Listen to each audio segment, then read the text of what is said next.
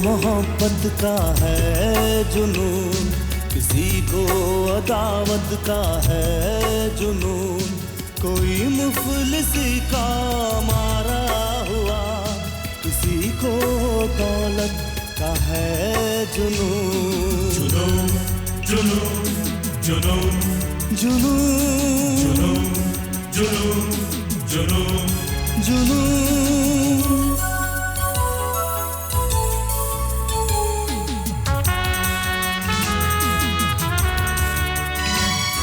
न जाने ये कैसी है दीवानगी कि कांधे पे लादे हुए जिंदगी, भटकता हूँ मैं बेसबब बेनिशान, मेरे साथ है मेरी आवारगी। कहाँ दिल जले को सुकून चाहिए, जुनून के लिए बस जुनून चाहिए, जुनून के लिए बस जुनून चाहिए। जुनून जुनून जुनून जुनून जुनून जुनून जुनून।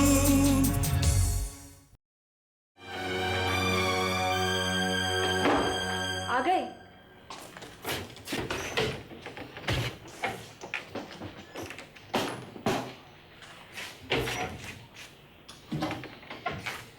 अरे ये सुबह ही प्रेस करवाए थे, क्या हो रहा है ये एक हफ्ता यहाँ किसी के लिए अजाब बन जाएगा, इसलिए मैंने आज ही बंबई लौटने का फैसला किया है। ये क्या पागलपन है? मैं अभी वापस नहीं जाना चाहती। बंद करो यह नाटक, बहुत बर्दाश्त कर चुका हूं मैं। अभी अभी तो अपने किसी चाहने वाले से कह रही थी कि बस सिर्फ एक हफ्ते की ही तो बात है। तो तुम चोरी छुपे मेरी बातें सुन रहे थे? How disgusting! ये कोई शराफत है कि? नहीं, यह शराफत नहीं है। मेरी पीठ पीछे किसी को टेलीफोन पर अपनी मोहब्बत का यकीन दिलाना, शादी की पहली रात को शराब पीकर बदमस्त हो जाना और फिर रो धोकर अपनी मासूमियत का स्वांग भरना, यह शराफत है। Now will you please leave me alone? तुम मुझे इस तरह अकेली छोड़कर नहीं जा सकते। तुम कौन हो मेरी कि मैं तुम्हारे लिए परेशान हूं? बुलाओ टेलीफोन करके उसे जो तुम्हारे लिए बंबई में तड़प रहा है। He is my friend. मैं तुम्हें जाने नहीं दूंगी, मैं यहाँ हंगामा खड़ा कर दूंगी। क्या हंगामा खड़ा कर दोगे यहाँ? I can't stay here another minute. इस सब का फैसला बंबई जाके होगा। ठीक है, देखती हूँ कहां तक तुम्हारी ये झूठी तोहमतें तुम्हारा साथ देती हैं। ये लो टिकटें, जो मर्जी में आए सो करो।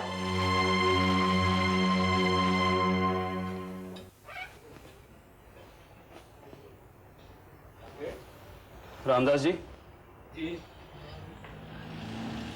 उधर उस कोने वाली टेबल को कोई अटेंड नहीं कर रहा है। जी मैं अभी देखता हूँ।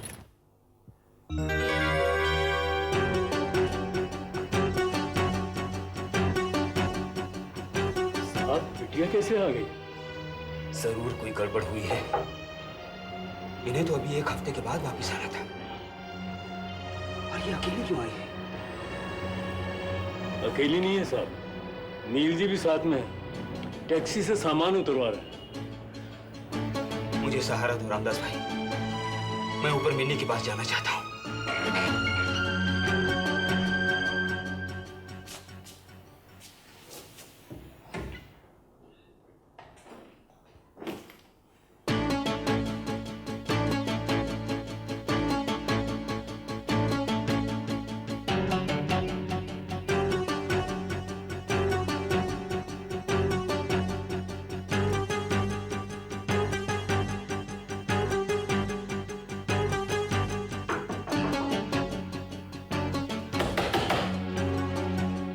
मिन्नी, दरवाजा खोलो।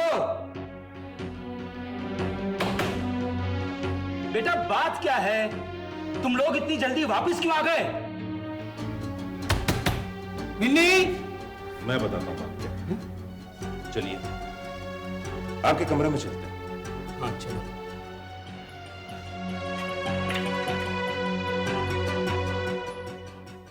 हाँ रामदास भाई, तुम जाओ।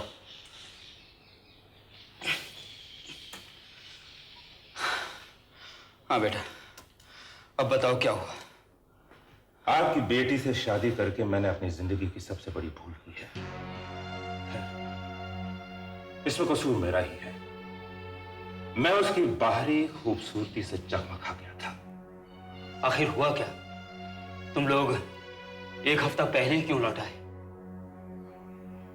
जो कुछ हुआ उसे दोहराते हुए मुझे शर्म आती है। मुझे लगा धीरे धीरे सब ठीक हो जाएगा, लेकिन आपकी बेटी ने तो शादी की पहली रात ही मुझे अपने तेवर दिखा दिए थे। कोई झगड़ा हुआ क्या? वो तुमसे उलझ पड़ी? झगड़ा होता तो कोई बात भी थी। अगर वो मुझसे उलझती तो मैं उसे सुलझाता। लेकिन अग्रवाल साहब, आपकी बेटी सुहाग रात पर शराब के नशे में धुत थी। What? Oh no! जब मैं उसके कमरे में गया, ना ही उसे किसी की परवाह थी, ना ही अपनी सुध। मुझे आपका लिहाज था, मां की फिक्र थी, इसीलिए मैं उसे चुपचाप हनीमून पर ले गया। सोचा उससे कोई जहनी उलझन है, मुझे उसकी मदद करनी चाहिए। ये तूने क्या किया मिनी? कश्मीर जाकर मैंने उसके सभी कॉम्प्लेक्सेस निकालने की कोशिश की। फिर दिन आराम से गुजरने लगे। मुझे लगा कि मैंने उसका दिल जीत लिया है, लेकिन मुझे क्या पता था कि यह सब एक नाटक था। चौथे दिन के बाद ही बंबई से टेलीफोन आना शुरू हुए। जब मैंने उससे पूछा कि यह किसके कॉल हैं, उसने झूठ बोलकर मुझे टाल दिया। आखिर जब खुद मैंने अपने कानों से उसे अपने चाहने वाले से दिल खोलते सुना, मुझ पर पहाड़ टूट गया। बेटे, ये सब मेरे हद से ज्यादा लाड करने का नतीजा है। मुझे माफ कर दे बेटा। I am sorry. आपको नहीं मालूम अग्रवाल साहब कि इस वक्त मेरे दिल में कैसा तलातुम मचल रहा है। मेरा तो सब कुछ लुट गया। समझ में नहीं आ रहा है कि मैं क्या करूं।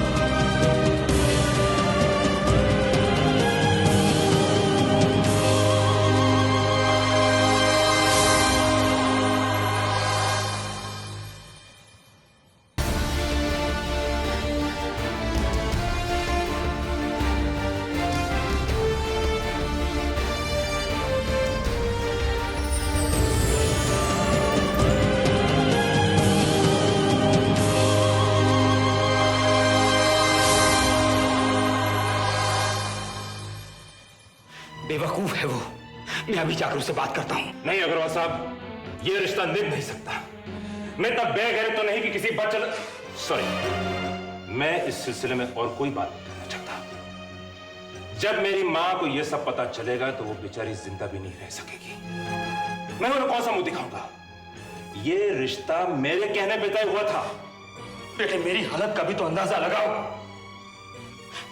अगर इस रिश्ते के टूटने की भनक भी किसी के कानों में पड़ गई तो लोग मुझ पर थूकेंगे।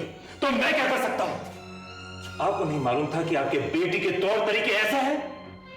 आपने मुझे अंधेरे में क्यों रखा? एक लड़का था, सुमेर राजवंश। उसने कई साल हुए इसे ठुकरा दिया था। बस ये उसी शिकस्त का नतीजा है कि मिन्नी के सोचने की ताकत भी खत्म हो गई। ये टेलीफोन सुमेर राजवंश के नहीं आए थे। मिनी ने मुझे उसके बारे में सब कुछ बता दिया था। ये टेलीफोन तो उसके किसी और चाहने वाले के आए थे। ओह गॉड, ये सब कहते हुए मुझे घिन आती है। खैर, अब बात को लंबा करने से क्या फायदा। मैं आपसे यह कहने आया हूं कि यह रिश्ता टूट चुका है। मैं मां को धीरे धीरे सब समझा दूंगा। नहीं बेटा, नहीं, ऐसा मत कहो।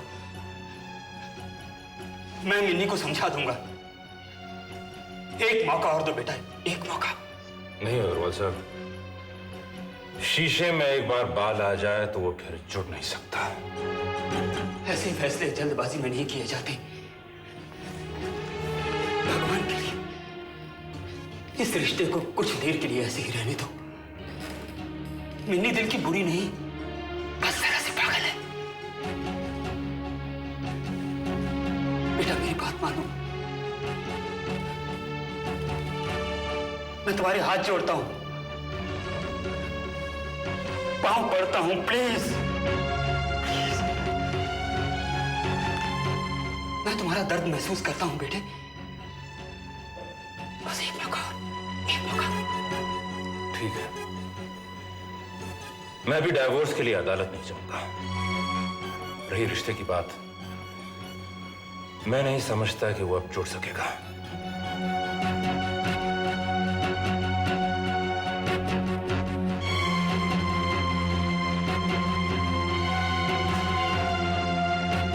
रामदास जी आया। मास्टर के लिए क्या हो जाती? जाओ।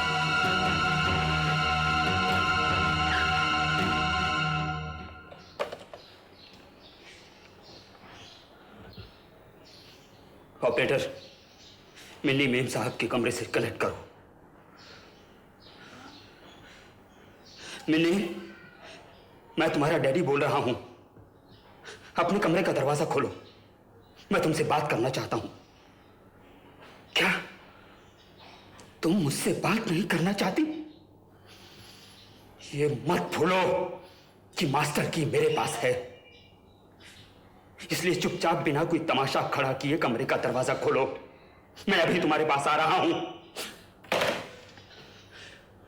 रामदास, ऑपरेटर से कहो मिन्नी के कमरे का फोन डिस्कनेक्ट कर दे, और जब तक मैं ना कहूं उसे कनेक्ट ना करे। जाओ।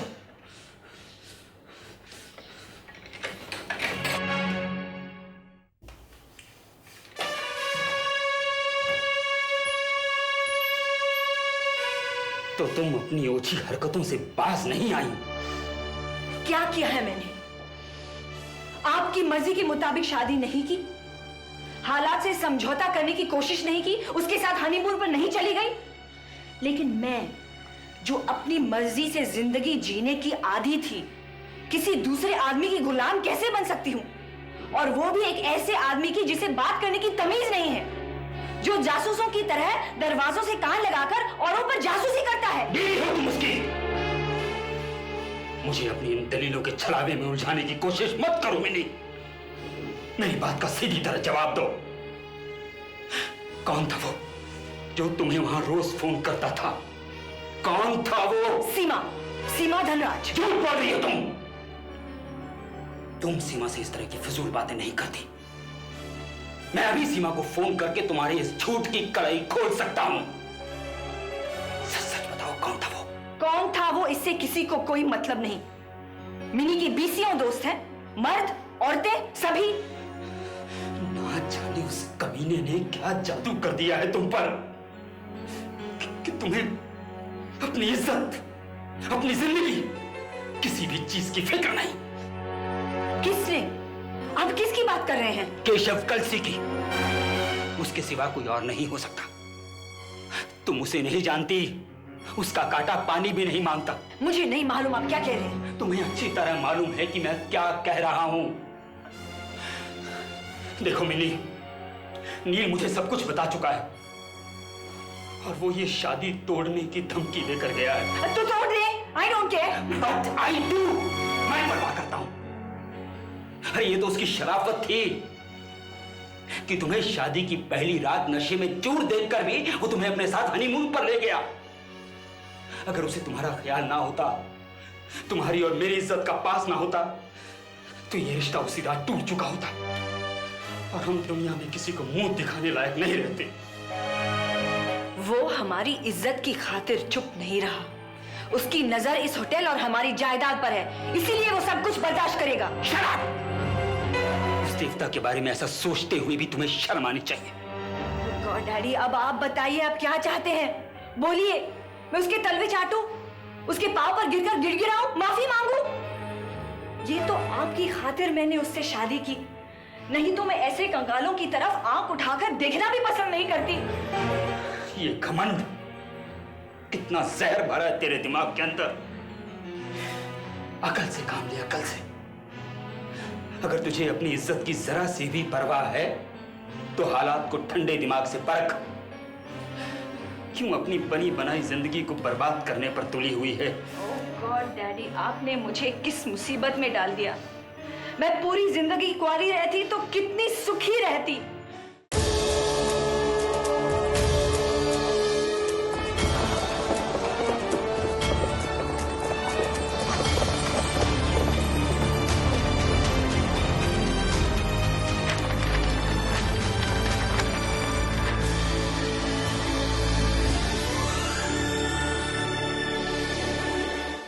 मैं जिंदगी में आपकी तरह बनना चाहती हूँ। मेरी तरह? मैं भला क्या हूँ? मैं जानती हूँ आपके बड़े ऊंचे आदर्श हैं। आप एक बहुत अच्छी लेखिका हैं। भले ही आप अकेली हैं, मगर आप नहीं जानती आपका जीवन मुझे कितनी प्रेरणा देता है।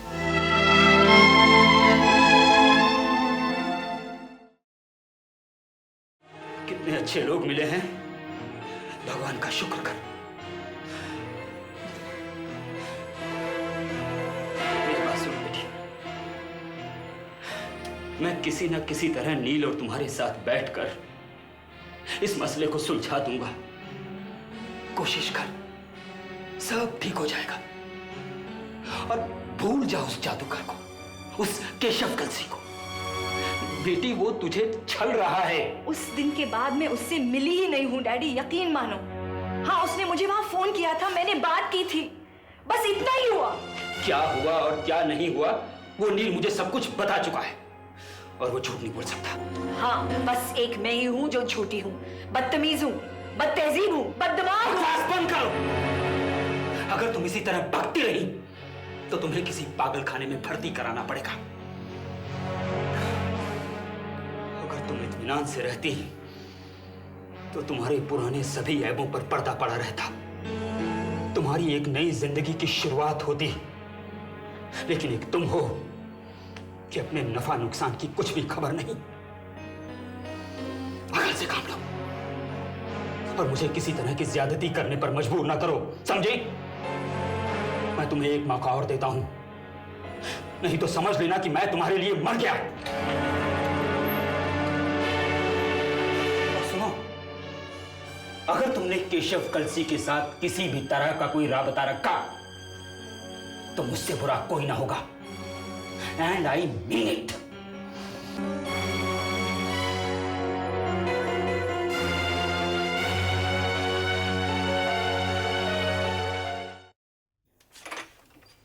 अरे नील, मैं तुम्हें देखने के लिए कितना तड़प रहा था।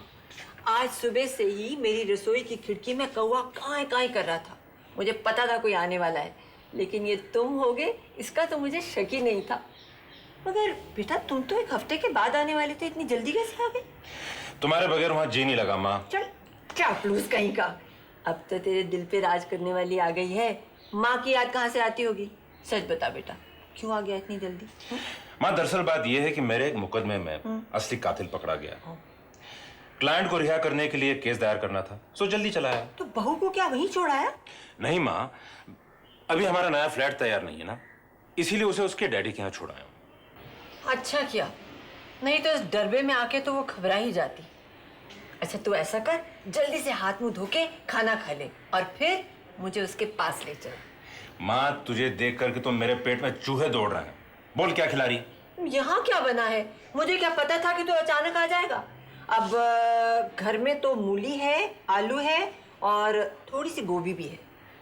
गोभी के परोठे बना दे। गोभी के पराठे? गोभी के पराठे तो तुम्हें कभी अच्छे नहीं लगते थे। अच्छे नहीं लगते थे? ये कब की बात है माँ? नील, तुम ठीक तो हो ना? मुझे क्या हुआ? दरअसल बात यह है माँ कि मैं इतने दिन तुमसे दूर था ना, इसलिए कुछ बौखला सा गया हूँ। वैसे तो मुझे कुछ भी खिला दे, पर खिला गर्मा गर्म। ठीक है, तो हाथ मुंह धो ले, तौलिया बाथरूम में पड़ा है। मैं जल्दी से खाना बनाती हूँ, खा ले, फिर बहू के पास चलते हैं। माँ, मुझे तो अभी अदालत जाना है। तो ठीक है, तुम जाओ, मैं ऑटो में चली जाऊंगी। नहीं नहीं, मैं जल्दी से लौट के आऊंगा, फिर हम इकट्ठे चलते हैं। ठीक है, ये भी ठीक है।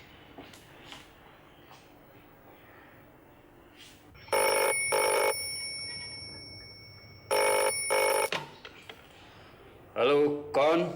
हाँ, मैं नील बोल रहा हूँ। अरे नील बेटा, तुम? जी, जस्ट अ मिनट। मां, तड़के का धुआं सारे रूम में भर गया।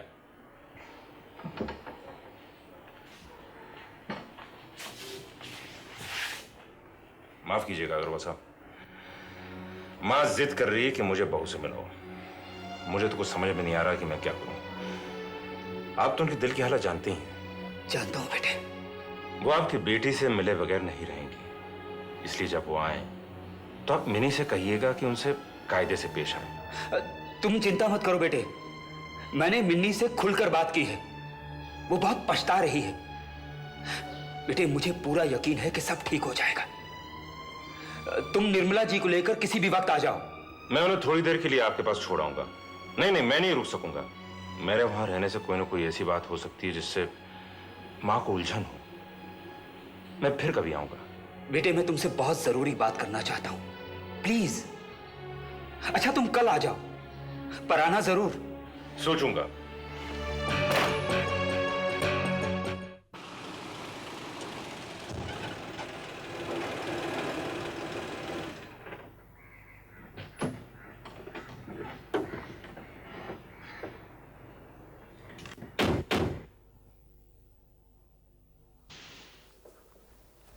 Morning sir. Good morning to you. ये ट्रेड यूनियन से क्या खिचखिच चल रहा है भाई? कुछ नहीं सर, ये पॉलिटिशियंस आकर यूनियन लीडर्स को हवा दे रहे हैं। अदरवाइज हमने मिल बैठकर सब कुछ तय कर दिया था सर।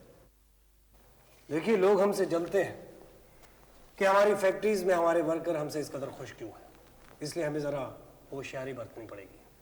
किसी को किसी तरह की शिकायत का मौका नहीं मिलना चाहिए। सर, आप यूनियन के लीडर से जाकर पूछिए, हमने कभी उन्हें शिकायत का मौका दिया है क्या? भाई, मैं उनसे जाके क्यों पूछूं? मुझे क्या आप पे भरोसा नहीं? आप एक काम कीजिए, वो यूनियन के जो प्रेसिडेंट हैं मिस्टर तिवाड़ी और सेक्रेटरी मिस्टर मुरली मनोहर, उनको किसी दिन धनराज विला पे चाय पे बुलाइए। सर, आपके घर पर? क्यों भाई, मेरे घर पे कोई पहरे लगे? हाँ ना सर, मेरा मतलब था कि ऐसा कुछ भी नहीं है। मैं जरा फैक्ट्री का राउंड मार के आता हूँ। वो एक्सटेंशन का काम कैसे चल रहा है? सर, तकरीबन मुकम्मल होने वाला है। That's very good.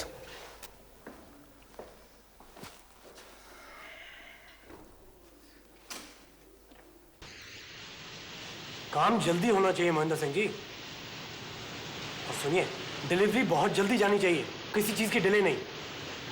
क्या हुआ? ठीक है, ये वो देखो ना, धागा टूटा हुआ है, उसे जोड़ो वहां से।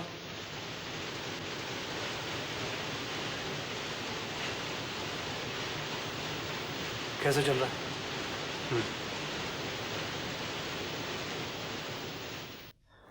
कल निर्मला जी आई तो ऐसा लगा जैसे कुछ हुआ ही नहीं। मिन्नी को अपनी गलती का एहसास हुआ है बेटे। कल इसने निर्मला जी को अपने हाथों से चाय बनाकर पिलाई, उनके पांव भी छुए।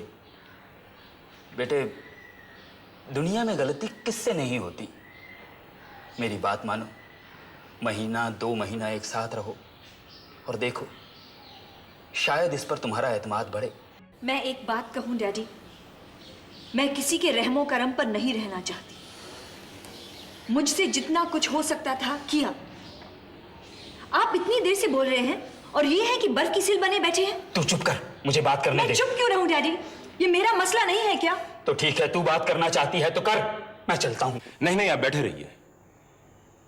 जो भी फैसला होना है अगर आपके सामने ही हो तो बेहतर है। एक खाई जो हम दोनों के बीच पैदा हो गई है, उसे भरने के लिए वक्त चाहिए। उसे पुरने की सारी कोशिश इसे करनी होगी, क्योंकि यह दरार इसी की वजह से पड़ी है।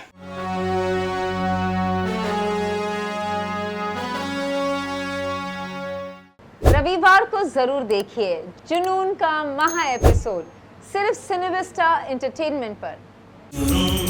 जुनून जुनून जुनून